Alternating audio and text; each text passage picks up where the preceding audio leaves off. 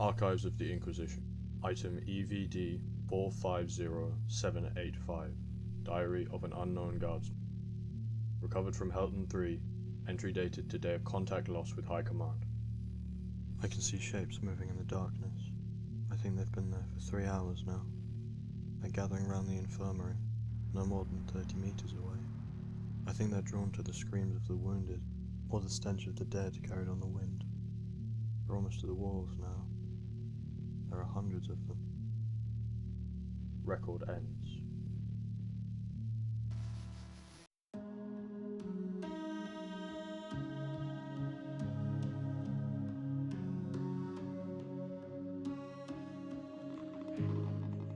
The intro you've just heard was one of many records the Inquisition has suggesting that demons are drawn to things like pain, blood, and other similarly demon-y things. So today I'm going to be making a unit that takes advantage of this, acting kinda like bait. How realistic is this in the lore? I'm not really sure, but it sounds like the kind of thing that could be true, so I am going to go with it. Fortunately for me, I've been working on a conversion for ages for this army. There's left some spare bits that are pretty perfect for making something like this. The conversion isn't finished yet, so a lot of these pieces will end up being used. But one of the things that I already know isn't are these fellas. The little bits off the mortifiers and the Penitent Engines.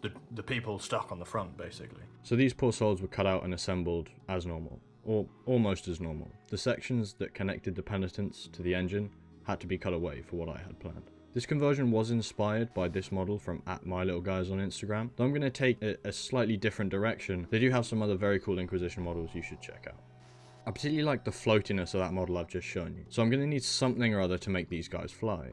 For this I chose these flail bits that I think are spare from most normal build variants of this kit. These bits were cut away from their mount and the chain attached to the planks the demon worshippers have been bound to, turning these flails kind of into weird sea mine style balloons.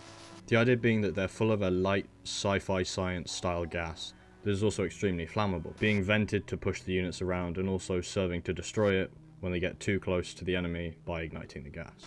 The next bit I wanted to add is this syringe rack. It's one of the parts of this model that a lot of people might not have spare, but there are a bit that could quite easily be left out if you used these as the penitents instead, since they have the syringes already built in. These were then glued into a gap in the backboard I cut out with my knife, but if you're following along and trying to make something like this yourself, you should definitely do this before attaching the balloons. It would make it a lot easier. I wasn't actually at home when making these guys, and I didn't have any flight stands with me, so these guys were going to need some tactical rocks.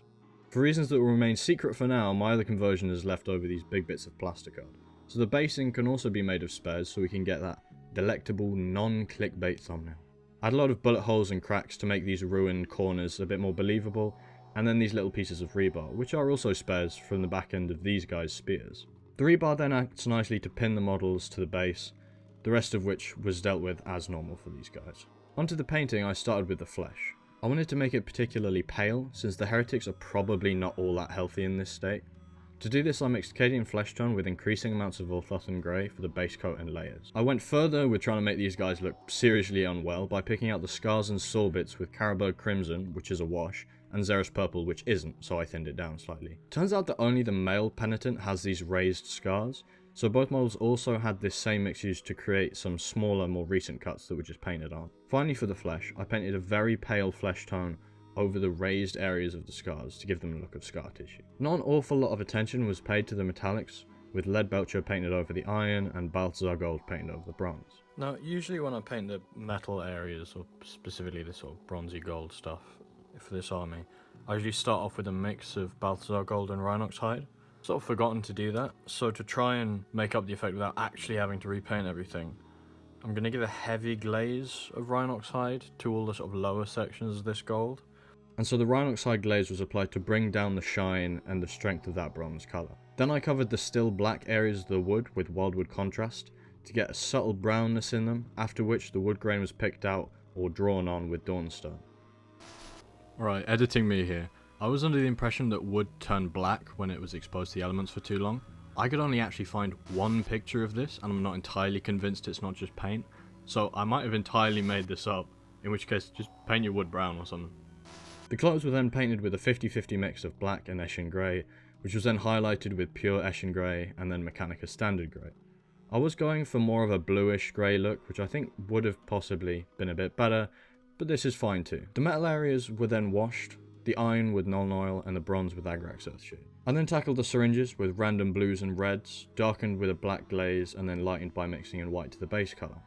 And this should have been where all of the painting ended, but I think they're just looking a bit too bright to fit in with the rest of the army.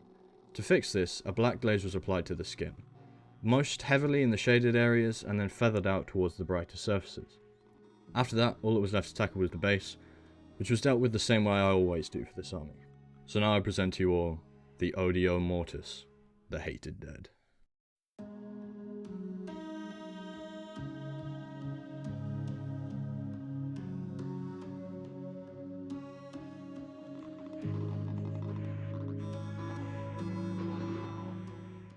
So there we have it. These models will never see competitive play, but they're a fun thing to have around, and it might at some point be fun to make some rules for them. But they are mainly there just to look cool in amongst the army. And do stick around, because that other conversion I keep on talking about should be finished in the next month or two. And I think it will have been worth the wait. Thanks for watching, guys. See you soon.